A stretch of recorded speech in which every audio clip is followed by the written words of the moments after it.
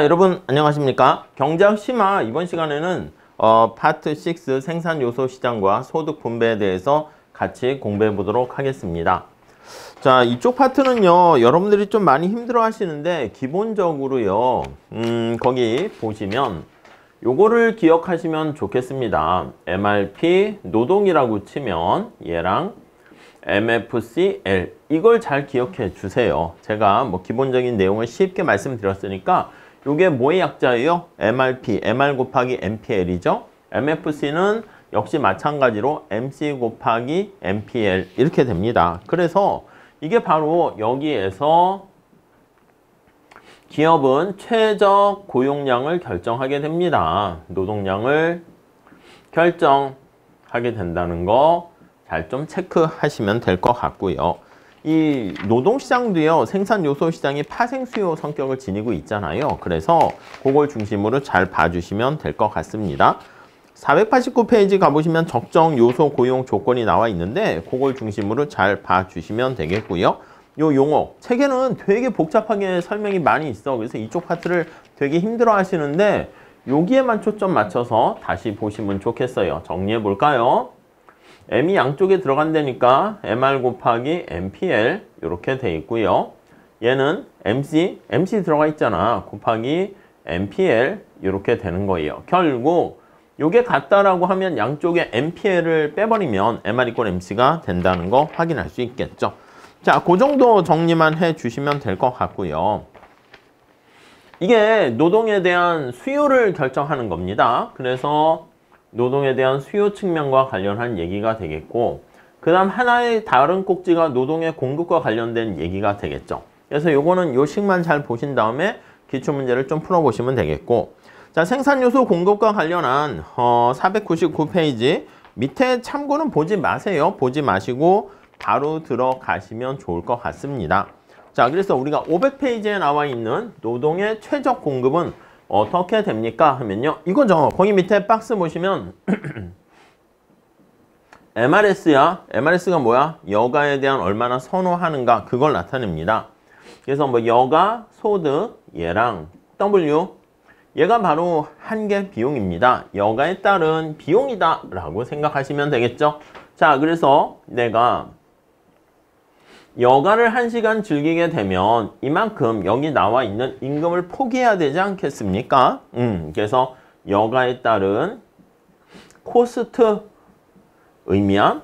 요거는 여가를 즐겼을 때 얻게 되는 베네핏 요 의미가 된다라는 걸 잘 보시죠. 그림 거기 나와 있는 거 우리 가지고 많이 풀 건데 그거는 여러분들이 잘 아실 거라고 생각해요. 근데 연습을 통해서 굳건하게 만들어 주셔야 돼요.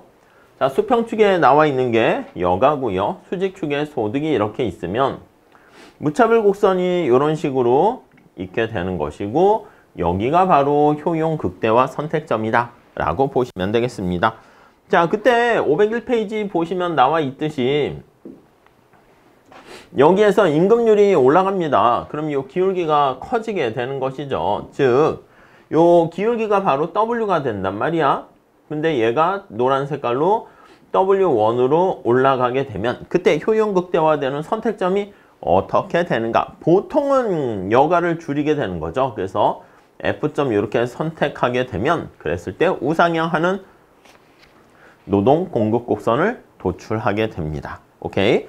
자, 그래서 우리가 여기서는 뭘 체크하려고 합니까? 라고 하면 W가 올라갈 때 노동을 얼마나 할 것인가 요걸 결정하는 겁니다. 자, 그래서 밑에 그림도 나와 있듯이 여기에는 대체 효과와 소득 효과가 같이 작동하게 돼서 만약에 대체 효과가 소득 효과보다 크게 되면은 우리의 상식에 통하는 효과가 발생하기 때문에 우상향하는 노동 공급 곡선이 된다. 이렇게 보시면 되겠습니다. 자, 그래서요, 우리 503페이지에 나와 있는 그 그림을 한번 잘 체크해 주세요. 여가가 정상제일 때 대체 효과, 소득 효과 그림이 나와 있습니다. 아니, 이렇게 되어 있을 때 대체 효과, 소득 효과 요걸 나타내는 것은 여기 뉴 예산선 가지고 이전과 동일한 효용을 달성하게끔 이렇게 선택을 합니다. 거기 보시면 ACB 책에서는 그렇게 돼 있지만 저도 요거 C라고 할게요. 그러면 이해 가시죠? 그러면 E에서 C가 대체 효과, C에서 F가 소득 효과 이렇게 정리를 하시면 되겠습니다.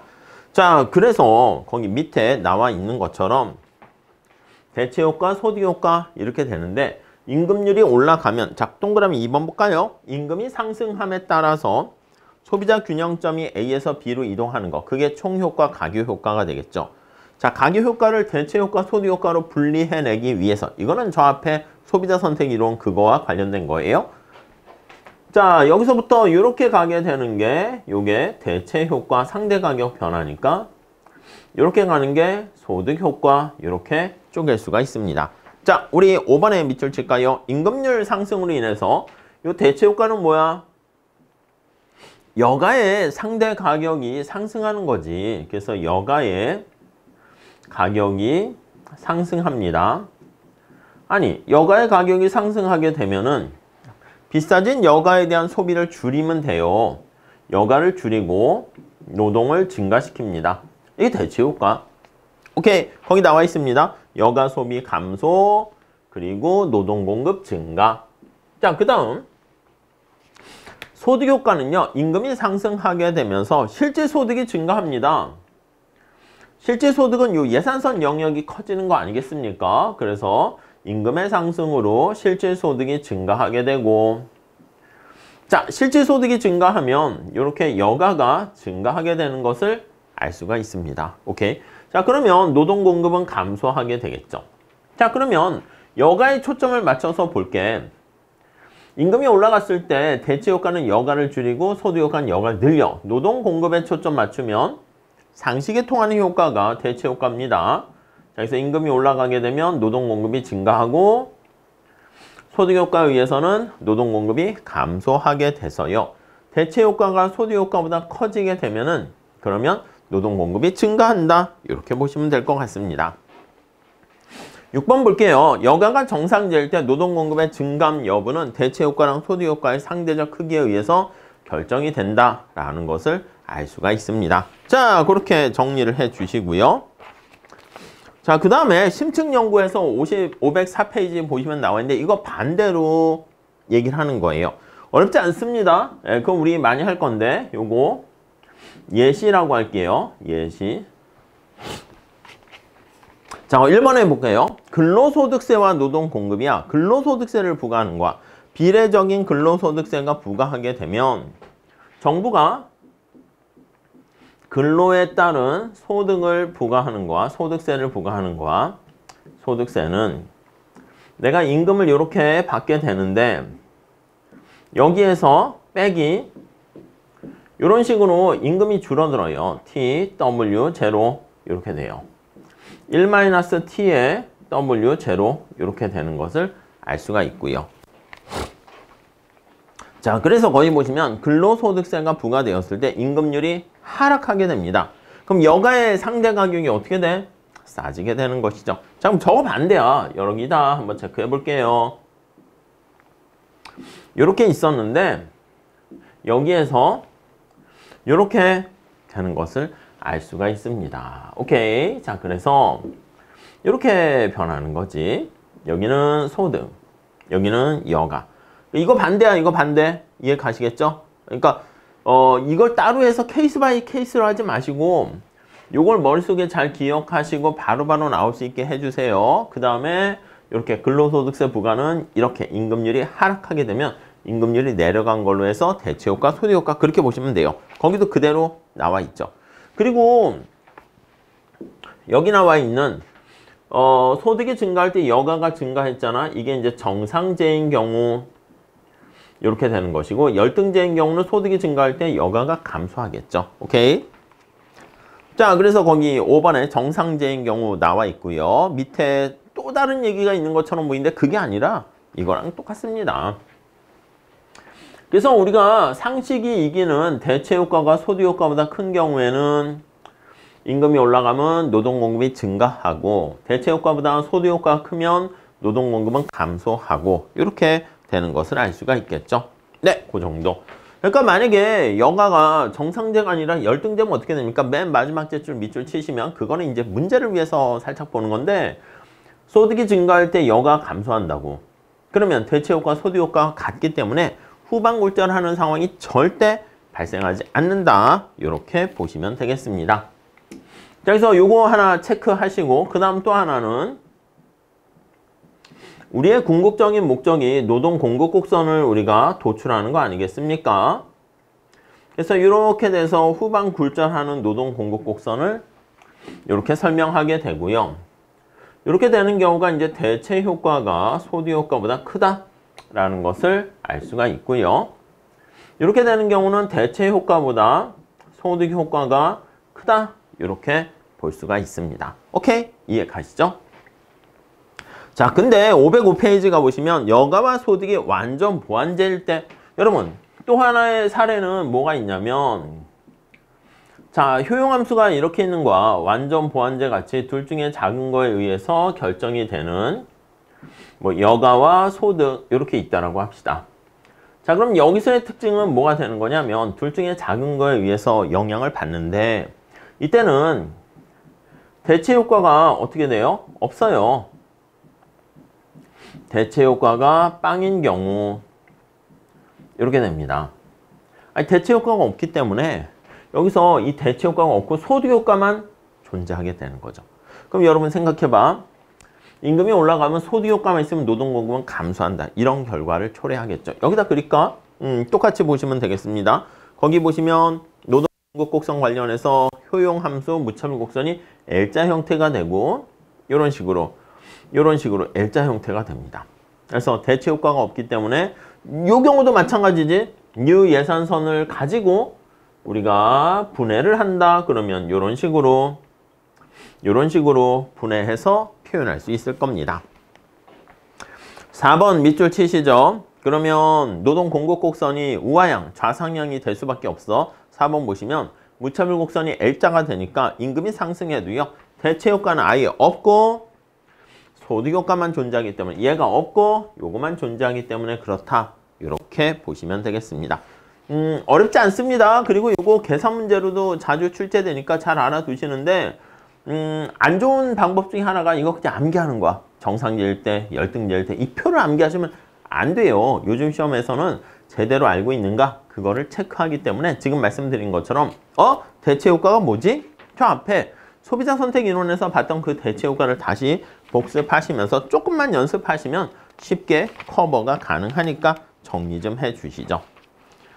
자, 그 다음에 509페이지 가보시면 이윤극대화 조건과 관련한 식이 거기 나와 있는데 그냥 그렇게 하지 마세요. 이거는 그냥 지워버리시기 바래요. 궁극적으로 뭔데요? 거기 맨 밑에 나와 있는 MFC랑 MRPL 있잖아요. 그거를 그냥 얘기하는 거야. 그래서 첫 번째 줄에 보시면 노동과 자본을 어떻게 우리가 투입하는 게 가장 좋은가라고 하면 노동의 한계 생산 요거와 자본의 한계 생산 요게 같아질 때 결정이 됩니다.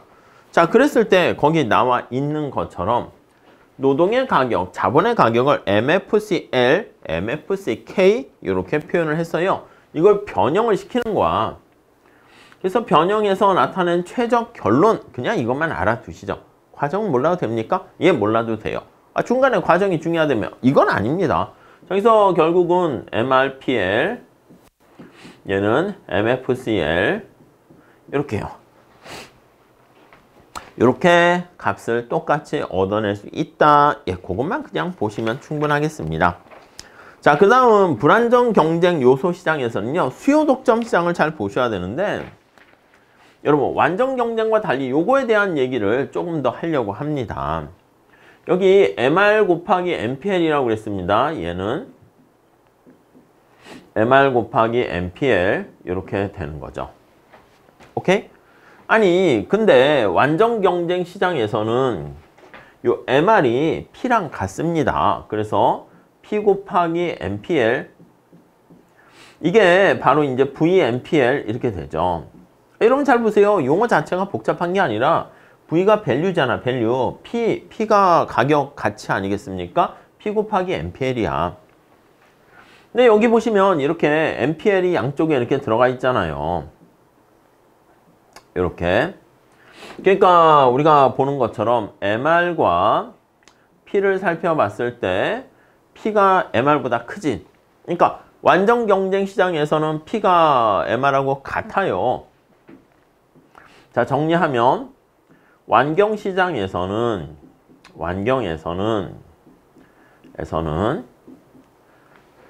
가격이 MR과 AR과 다 똑같잖아. MR2무로 이해 가십니까? 그래서 VMPL과 MRPL이 같이 이렇게 성립합니다. 오케이? 자, 그런데 생산물 시장이 독점이다라고 하면 독점에서는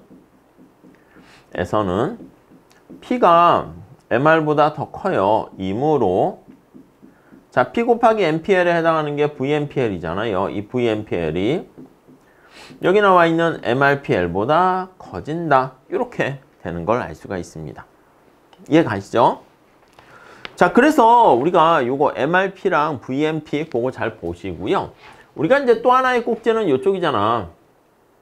MFC 요거에 대한 꼭지를 얘기하려고 합니다. 그래서 밑에 참고 보시면 한계, 요소, 비용 이렇게 돼 있어요. 자, 1번에 보시면 아래 그림과 같이 수요 독점 기업이 첫 번째 노동자를 채용할 땐 시간당 500의 임금을 지급을 해야 됩니다. 자, 거기 그림에 나와 있는 것처럼 살짝 예를 들어서 볼게요. 자, 고용량, 임금 이렇게 있는 상황인데 아니, 한 명을 채용하려면 500을 주면 돼. 자, 그래서 500원, 500이라고 할게요. 단임 빼고 이렇게 주면 한 명을 채용할 수 있습니다. 오케이, 됐죠? 자, 그래서 우리 거기 보시면 총 요소 비용이라는 게 TFC야, TFC. 얘는 어떻게 되냐면 W 곱하기 L, 이게 총 비용이지, 노동에 대한 총 비용. 요거 두 개 곱하면 되겠죠? 500 곱하기 1 이렇게 계산하시면 되겠습니다. 오케이? 자, 평균 요소 비용은 어떻게 됩니까? 하면 AFCL은 요건 빈칸 채우는 걸로도 출제는 가능합니다. 그러면 TFC를 L로 나눠주는 거야. 그래서 500 이렇게. MFC는 이거는 미분하는 겁니다. 그래서 처음에는 뭐 한 명 증가시킴에 따라서 총 비용이 얼마나 증가하는가 요걸 나타내서 역시 500. 마지널 아닙니까? 마지널. 그래서 노동을 한 명 증가시켰을 때 여기 나와 있는 TFC 이렇게 얼마나 증가합니까? 요거예요. 자, 근데 거기 보시면 자, 동그라미 2번까지 봤고요. 3번. 두 번째 노동자를 채용할 때는요. 600원의 임금을 지급해야 돼. 왜냐면 완전 경쟁 시장 같이 노동자가 되게 많으면 그냥 이전에 주던 임금을 그대로 주면 되는데 또 다른 사람을 더 채용하기 위해서는요. 임금을 올려주지 않으면 사람을 뽑기가 힘들어. 그렇기 때문에 두 명 왔을 때는 이렇게 600 이렇게 줘야 됩니다. 자, 그래서 거기 보시면 총 요소 비용은 600 곱하기 2 해서 1200 이렇게 되죠. 이해 가시죠? 아니, 그래서 평균 요소 비용은 요거랑 똑같습니다. W랑 똑같아요. 그래서 당연히 600 이렇게 되고. 왜냐면 TFC가 W 곱하기 L인데 거기 나와 있는 것처럼 AFC는 이거를 L로 나눠주는 거니까 얘네 둘은 항상 같다라고 생각하셔도 되겠습니다. 오케이? 자, 근데 MFC는 어떻게 됩니까? 하면요. 500에서 1200 증가했으니까 거기 나와 있는 것처럼 700 이렇게 돼요. 자, 그래서 우리가 여기 나와 있는 것처럼 MFC의 곡선을 그릴 때 이렇게 그린다고. 밑에 오른쪽에 그림 있죠? 그래서 임금이 이렇게 있으면 이게 W고요. 기계적으로 이거는 암기하셔도 됩니다. 얘가 AFC가 됩니다. AFCL. 근데 MFC는 여러분 평균과 한계와의 관계 잘 아시잖아. 평균이 우상향해서 증가하게 되면 한계는 그 위에 이렇게 있게 되는 것이죠. 네, 이해 가시겠습니까? 그래서 밑에 그림도 잘 나와 있습니다. 그래서 이게 왜 이렇게 되냐면 만약에 추가적으로 노동자 한 명 더 뽑으려고 하면 600을 줘야 되는데 이게 가격 차별이 가능하면 기존에 왔던 사람들한테는 그냥 500을 주면 돼. 아, 야, 넌 500 주면 일할 생각 있었잖아. 근데 그게 아니라 똑같이 노동자들은 임금을 줘야 되는 것이기 때문에 두 번째 온 사람한테 600을 준다? 그럼 첫 번째 온 사람한테도 600을 줘야 되는 거야. 이해가세요? 좀 어렵죠? 그래가지고 거기 바로 위에 나와 있는 식 있잖아. 위에 참고 위에 TFC 해서 식으로 표현하게 되는 노동 공급 곡선, 얘가 바로 노동의 공급 곡선이야. 요거와 MFC 평균 한계와의 관계, 그거 자체를 잘 체크해 보시면 되겠습니다. 그거까지 하시죠.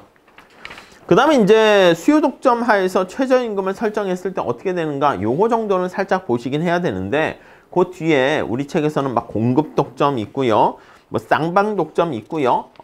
하지 마세요. 시험 문제 나온 적 없습니다. 그리고 뒤에 표에 보시면 요점 정리가 굉장히 자세하긴 하지만 정신없어요. 그래서 그거를 오히려 어설프게 알다 보면 이쪽 파트가 아예 꼴도 보기 싫어지기 때문에 제가 말씀드린 거 중심으로 잘 체크해서 보시고 그걸 기반으로 해서 정리를 하시면 되겠습니다. 오케이? 이해 가시겠죠?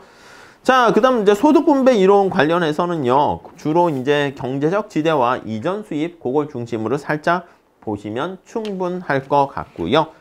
그리고 뭐 거기 뒤에 임금과 이윤과 이런 내용들 나와 있는데, 그건 시험 문제거리는 아니다. 이렇게 생각하시면 되겠습니다.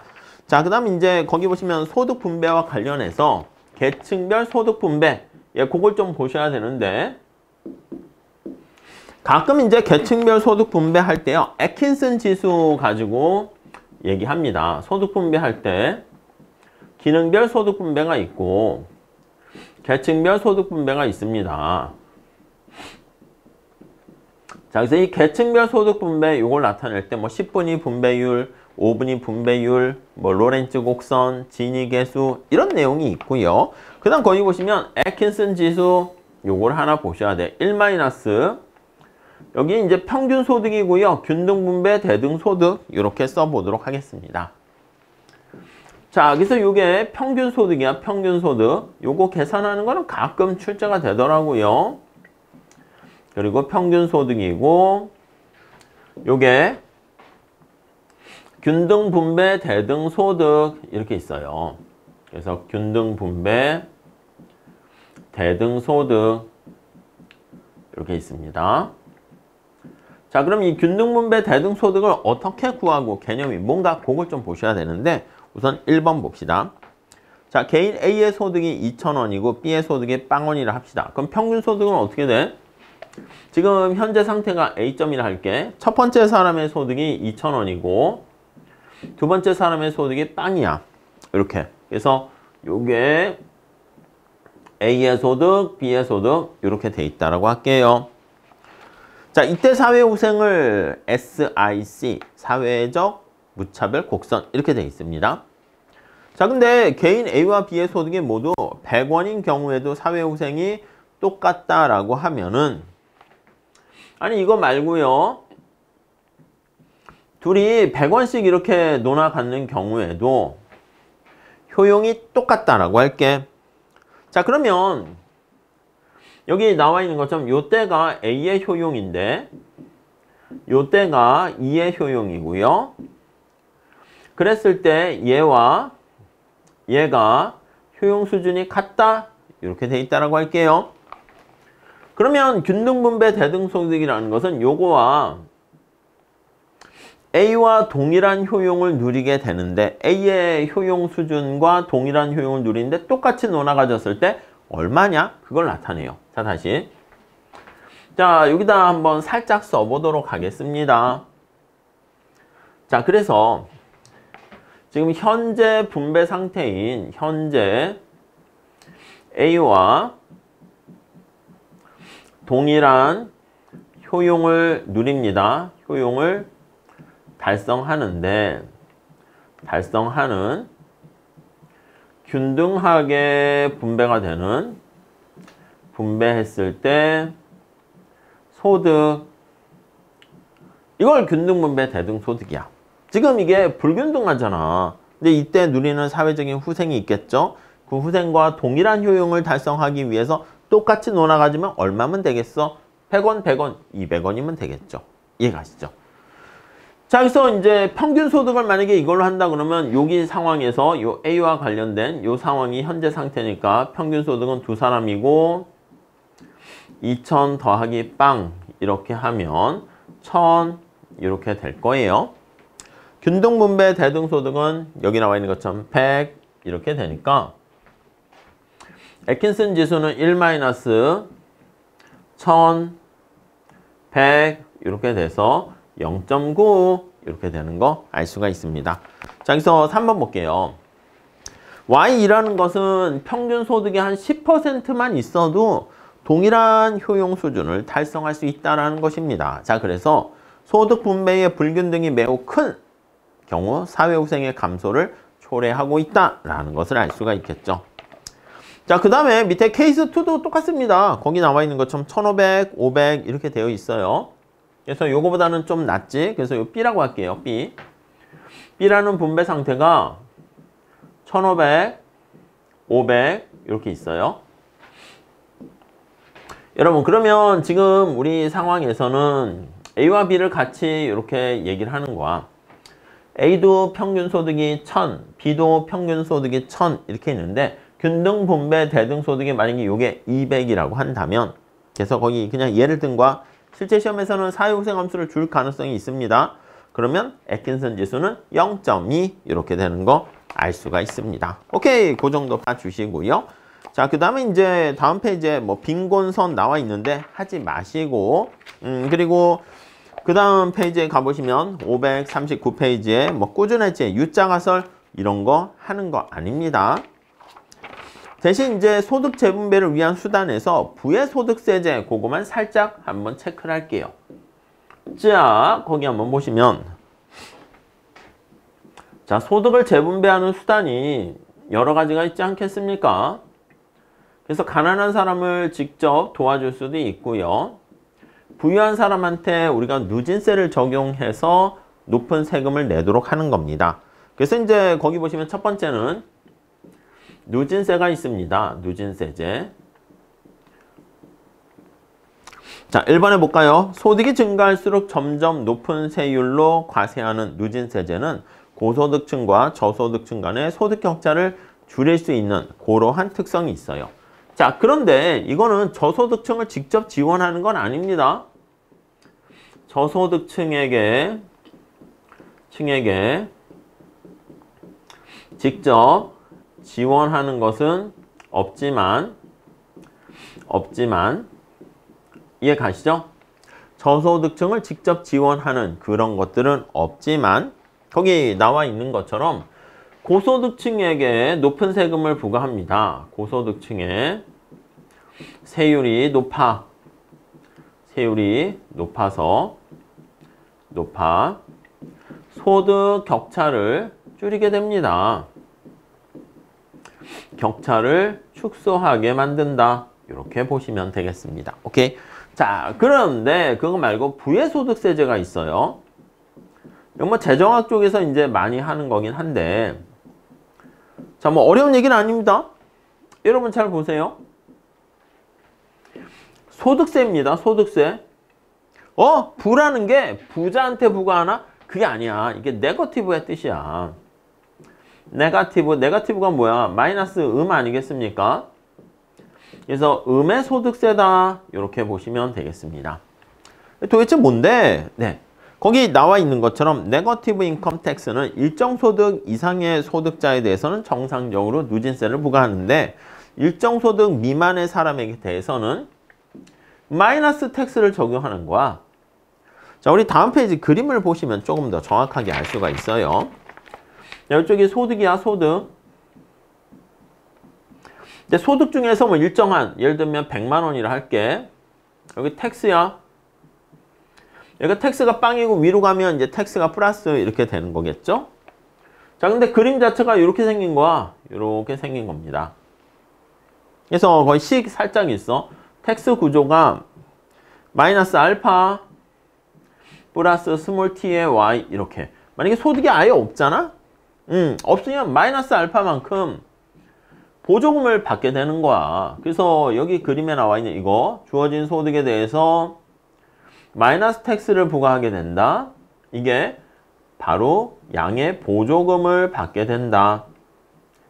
이렇게 보시면 되겠고요. 그 다음 여기는 이제 소득이 100이 되면 텍스가 빵 이렇게 되고요. 그 다음 여기 보시면 소득이 있을 때 요게 양의 세율을 적용하게 된다. 이렇게 보셔야 되겠습니다. 네, 이해하실 수 있으시겠죠? 자, 거기 그러니까 이제 보조금이 언제 끊기나 요것도 살짝 보시면 되는데 뭐 어렵지 않습니다. 텍스가 빵인 경우 텍스를 부과하지 않습니다. 경우에 소득은 여기다 빵을 넣으면 되겠지. 그래서 빵은 마이너스 알파 플러스 요거 스몰 t의 y가 돼요. 오케이. y는 얼마가 되겠습니까? 알파가 넘어가면 t분의 알파 이렇게 되겠습니다. 이렇게요. 이해 가시죠? 예. 자, 그래서 이제 요게 이제 문제가 뭐냐면 아니 저소득층의 일정 소득 미만이 되는 사람한테는 보조금을 지급하는데 이때 아니 열심히 일을 안 할 근로 의욕이 저해하게 될 그러한 위험이 있다. 문제가 있다. 이렇게 보시면 돼요.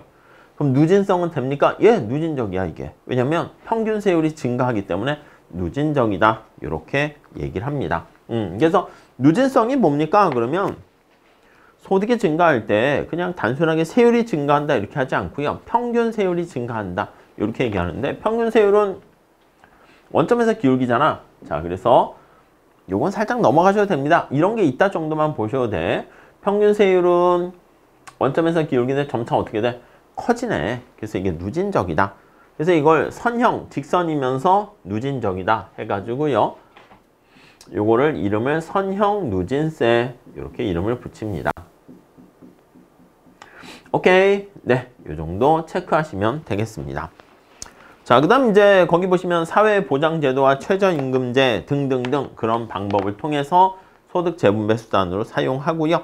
꾸준해체 U자가설은 밑에 나와 있듯이 수직축의 소득분배 균등도인지 불균등도인지 그걸 잘 보셔야 돼요. 균등도다 그러면 거기 경제발전 단계에서 옛날 전통사회에서는 다 같이 가난했어. 균등한 세상입니다. 그러다 발전이 되면서 균등도가 떨어지다가 선진국이 되면 다시 또 이렇게 어느 정도 균등한 세상으로 된다. 이렇게 보시면 되겠습니다. 자, 요 정도 정리하시고요. 약간 힘들어 하시는 파트이긴 한데 앞에 MRP, MFC만 잘 정복하시면 어렵지 않습니다. 그리고 기출문제 푸시면서 계산 문제 많이 출제되거든요. 그 계산 문제 직접 푸실 수 있으면 충분합니다. 아시겠죠? 자, 여기서 마치고 다음 시간에 이어서 하겠습니다. 감사합니다.